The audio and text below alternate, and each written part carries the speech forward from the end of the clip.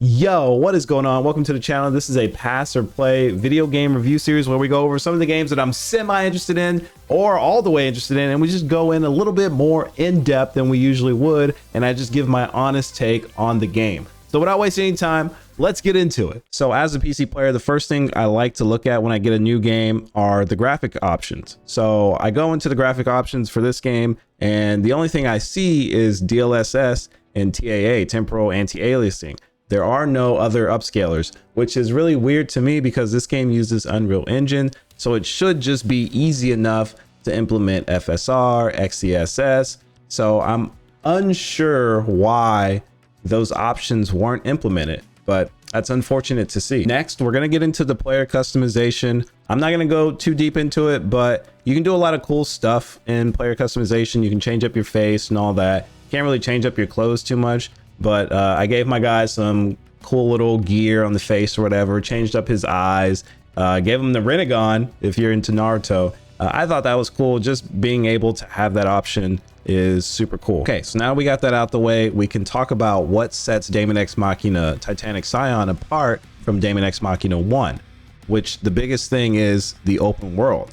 The open world is a really cool feature, but it has its downsides. So one thing is that the open world feels dead. You can fly around freely and it's fun, but it's just a dead open world. There's not too many enemies roaming around. If there is, there's only really like 4 or 5 at once. Like, you don't really see hordes and hordes of enemies at a time. There's one big boss in the area usually. There's a lot of it, a lot of open world, but there's not a lot in it. Just like open world, there's really not that much enemy variety. A lot of the enemies you'll see the same of in different biomes, just with a different coat of paint. And you'll even see this across bosses as well. A lot of the bosses share the same move set. They just look a little different. This one's just a higher level, does more damage, but they look almost identical. So let's get to my favorite part. The combat in Daemon X Machina 2, I'm gonna start calling it 2, is really fun. It's very rewarding. You have to properly manage your resources. You get really cool flashy moves. The overall flow of combat is really fun. I especially like when you beat a boss, you get like these really cool special moves. And one of the things that I was really liking was just like making your lightsaber like really big and slashing people with it. It reminded me of Gundam. It felt really fun to use, felt very rewarding. You could slash multiple people, and there's other supers that you can get throughout the game, but that was one of the ones that I really liked. And I mean, it's just fun. Like, once you kind of get the flow of combat, of how like dodges work, I mean, there's a lot of, they give you a lot of perks in the game. Just being able to dodge, auto dodge, like you can really play how you want to play. There's so many options. I'm playing on controller. I just feel like this game is better on controller, but I was having a ton of fun just messing around my loadout, trying a different bunch of skill sets, trying a different bunch of weapons. Mainly stuck it out with the machine gun, but they did a really good job like making you feel like a superhero, just like, not a superhero, but just like a super mecha. Like, everything is so cool, you feel so fast. It's cool. I really enjoy the flow of combat. If you come from Daemon X Machina 1, they do have heavy armor in the game, but it's very limited. It's like it almost feels like a super. So you get it and you have to wait for it to recharge as well. So you get it and then you use it for about maybe 10-20 seconds, unless you just decide to use your ult. It has an ult, so if you use it, you can ult with it, and then you basically do like this all-out attack, and then you have to basically recharge that bar again. But you're in this heavy armor for a little bit, and it's very reminiscent of Daemon X Machina 1, almost identical. It does have a little bit of a weird flying mechanic. He's like doing the splits or something, but other than that, I mean, you have your heavy armor, but it's very limited. I didn't get far enough to really upgrade that thing yet, because I mean, honestly, you don't get it till way late in the story, in my opinion, or at least in the middle of the story. I got to see what chapter I'm in, but it was I didn't get it until 20 hours in.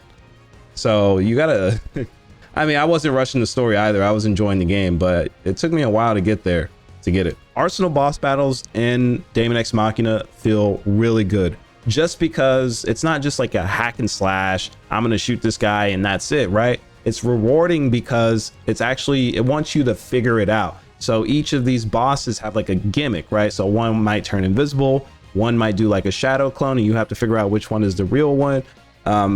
I like that. It's kind of picking at your intellect, and it feels rewarding once you figure out the gimmick. And I really appreciate that. That was very fun. There was a couple of matches that I lost, and then I got back into it. I was like, okay, I can figure this out. And that's exactly what I did. And I was playing on hard mode, so a lot of the stuff for me is way tougher. So I really appreciate that. That was really cool. All right, so we're also going to talk about large boss battles. So in my opinion, the large bosses, and you'll see these bosses like in real missions, you'll see them out in the world, in the open world. I just don't think they're well done, just because you're not only fighting that boss, but you're also going to be fighting the camera, especially when you try to lock on the boss and it zooms past you. The camera does like really wonky stuff sometimes, and it just doesn't go where it needs to go sometimes. And there's also like a bunch of different weak areas on a big boss, and sometimes it's switching in between those, and it can just be really annoying when you're fighting a big boss. I didn't like that, and it was really, like I said, it was really annoying. And I also feel like some of these bosses feel overtuned.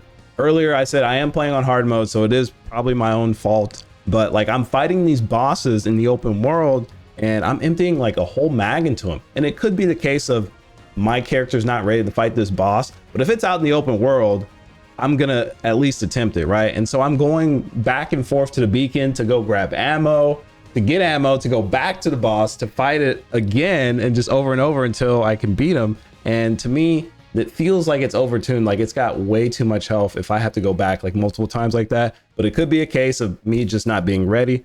I didn't like that. If the boss is out there in the open world, I'm gonna attempt it. And before I forget, I just wanted to touch on the voice acting just a little bit. I don't really too much care about this, but it is notoriously bad. It is not good one single bit. There are multiple scenes in the game where it's like, oh my God, what is going on? Ash, I'm scared. I'm not like you and Raven. The idea of living in fear used to terrify me. But now I'm even more scared. I'm scared.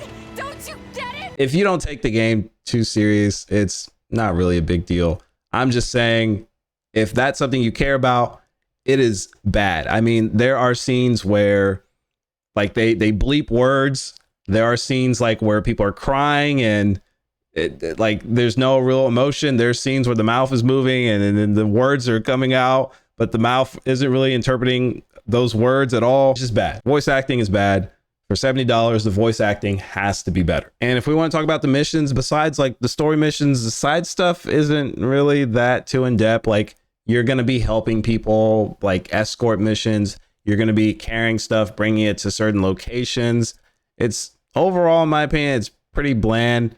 Some missions can even be ran over and over and over. So you have the option to just repeat a mission infinitely. Maybe not as soon as you do it, but like 10 minutes, 20 minutes later, you have the option to do that again. It could be a good way to get resources. I think it's cool. It gives the game some replayability. And just one last thing I wanted to touch up on. I've got like 20 hours in the game, and the controls to me, they still feel very weird. They feel very slippery. That's really the only real way I could say that, especially when you're inside a facility. Like sometimes you just get into a situation where you just zoom, like left, right, up, down, like you just zoom like that, and it's really hard to control. It's very slippery. Like I said, that's the only real way I can describe it. And like I'm getting used to the game. I'm still getting used to it. I'm not perfect, but there's some situations where the game just feels very slippery. The controls aren't really doing what I want them to do. The open world is bland. The voice acting is stale. The game overall is fun, and I'm going to continue playing, but save your money for a sale. I think if this game were at $50 or $40, I think we could have a conversation. But since it's at this premium price tag of $70, it's really hard to just justify having people pay for this, especially if you're not on PC, because I don't know how this game runs on PlayStation. I don't know how it runs on the Switch. I don't know how it runs on Xbox, right? And on PC, I'm getting 120 frames, right? But that performance isn't going to be guaranteed on the Switch or even a PlayStation, right? And we don't even know how that's going to affect the open world too. So because, you know, those machines aren't as strong, so you're probably going to have like pop in, or the open world's not going to render as much. So I would honestly just wait, save your money, wait for a sale. The game is fun. but it's not $70 fun. With that being said, thank you for joining me for another Pass or Play video. This has been Logic Motion, and I'm going to try to pump these out a little bit more often. It is a lot of work, but I just need to get to it. I like doing these. It's fun, and it just kind of challenges myself to do something different instead of just doing news. So if you want to see more videos like this, give it a thumbs up. If you don't want to see more videos like this, give it a thumbs down. What the hell are you doing? Get out of here. Get off YouTube. What are you doing? Anyway, thank you if you made it this far into the video. I don't have anything else to say. Thank you for watching. Appreciate you. I'll see you next time. Take care.